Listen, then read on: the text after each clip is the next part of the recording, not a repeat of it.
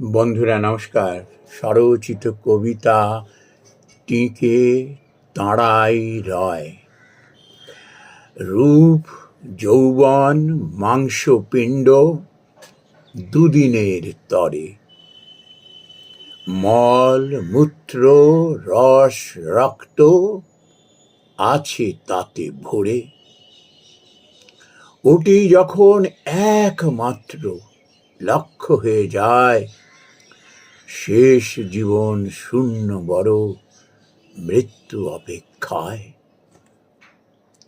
সংযমী ভোগ করে সব ভালো মন্দ দেখে, প্রেম করে হৃদয় দিয়ে শরীর আলাদা রেখে। একই শরীর ভিন্ন দেখে, কামপ হত যত।